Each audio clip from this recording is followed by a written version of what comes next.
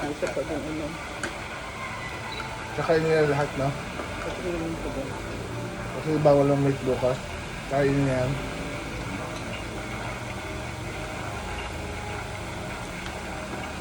Hindi ako mahirapan mag-fasting kasi hindi ako mag-exercise.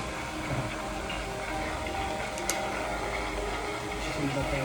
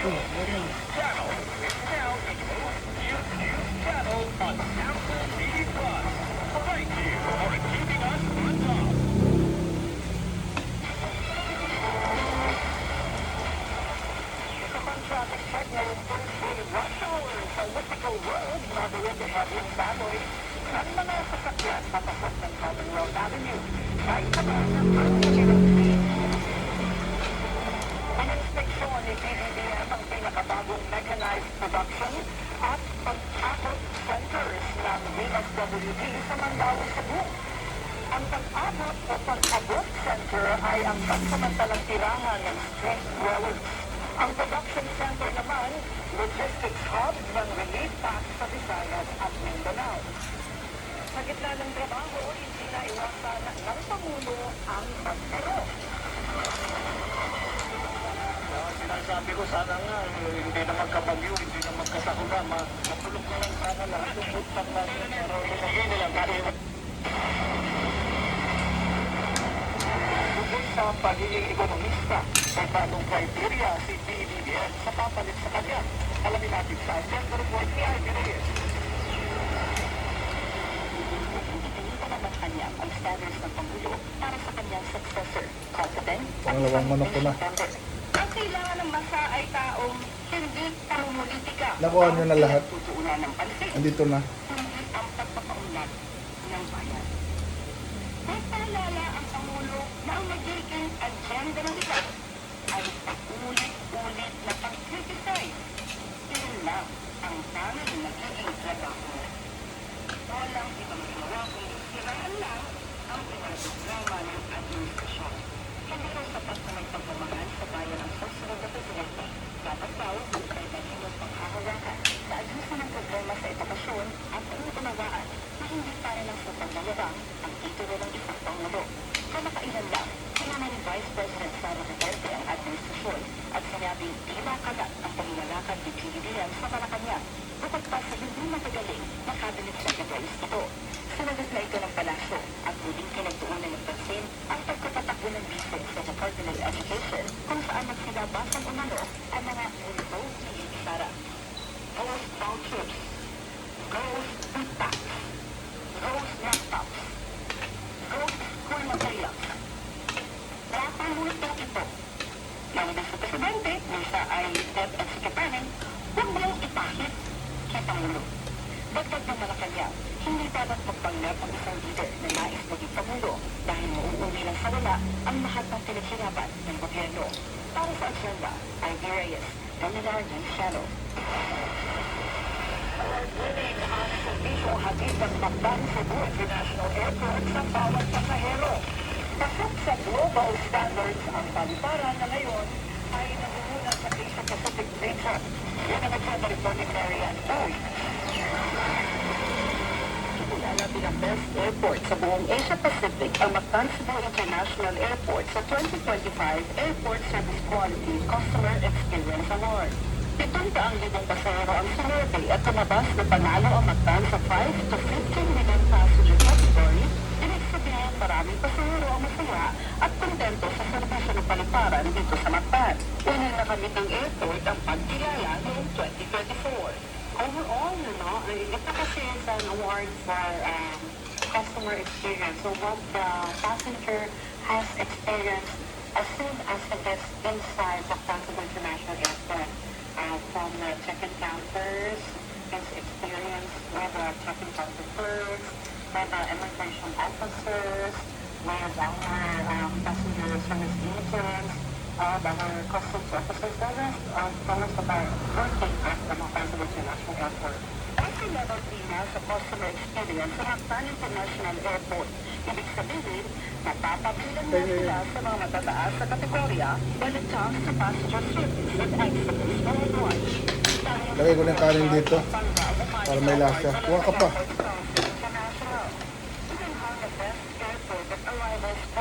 Ang Clark International Airport.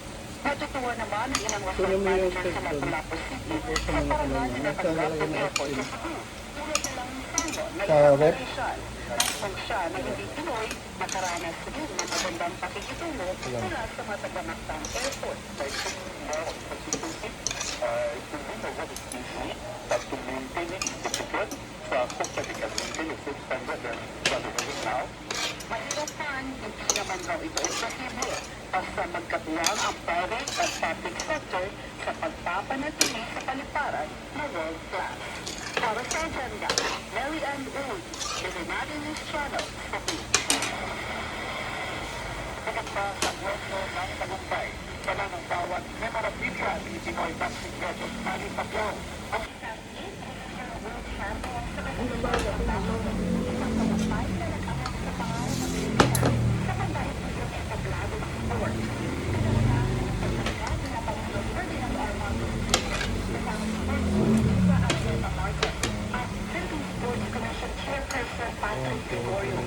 Kabilang sa memorabilia, ang flight trunks na ginamit niya sa kanyang mga panalo laban kina Miguel Cotto at Antonio Margarito.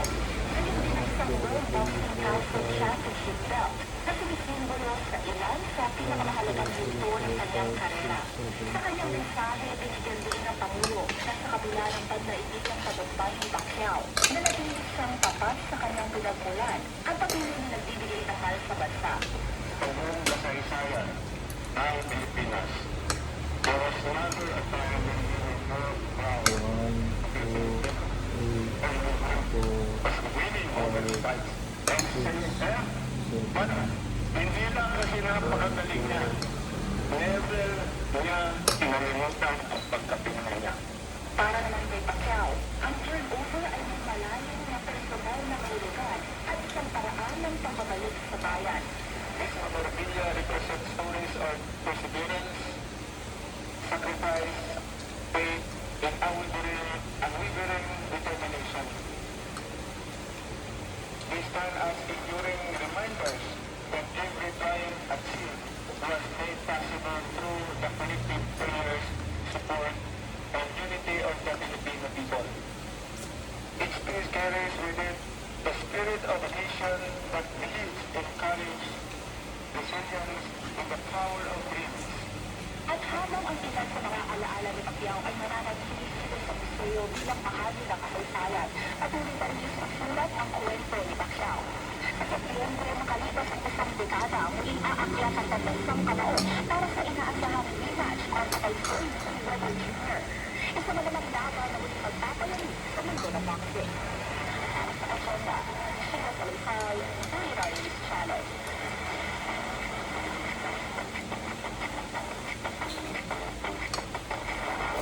After Jordan and Drew get batches of suspects for a two-day trip, Prince Harry and Meghan met with medical evacuees from Gaza who are receiving treatment at Amman Specialty Hospital.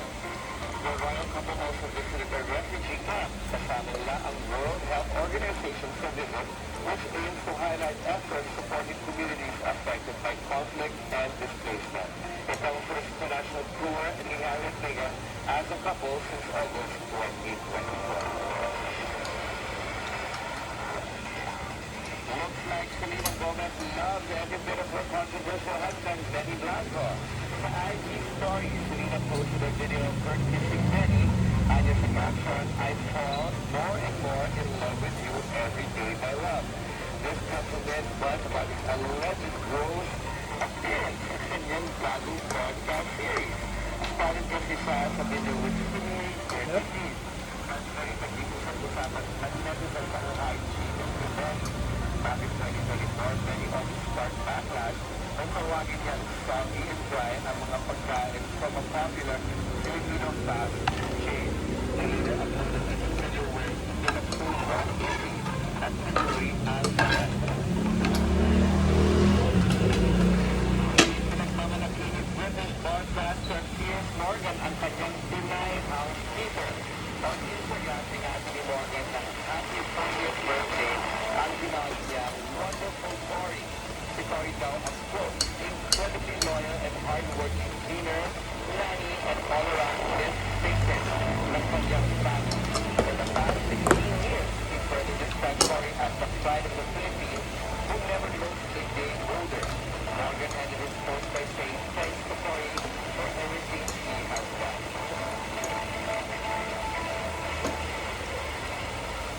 And that's it from me and for you, Founder. Back to you, Serena, Vicky, and Willard.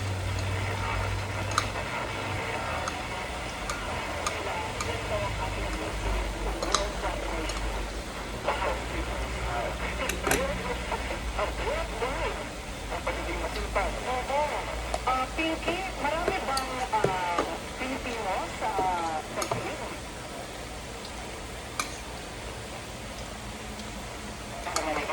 Ngayon, sandali ba isipin ko? Kasi, marami kasi nakakasalungan sa mga activities ng pro and anti eh. So, napupuntahan namin, siyempre, puro Pilipino, pero sa mga, yung mga ilang beses na nakakain kami naman sa labas, manilang-nilang, pero hindi pa rin kami gusto talaga nakakaikot. Maraming mga kailangan subaybayan at dinamito dito. So, doon kami nakakontakto na yan. So, ano nang nangyari, Pinky? Kung sa bumitaw kami sa'yo kanina, meron na bang, bagong na-present ka? So, sa mga oras na ito na we are already on their second session. Again, as mentioned a while ago, there are 3 sessions today, tatlo yan. Tapos na yung una,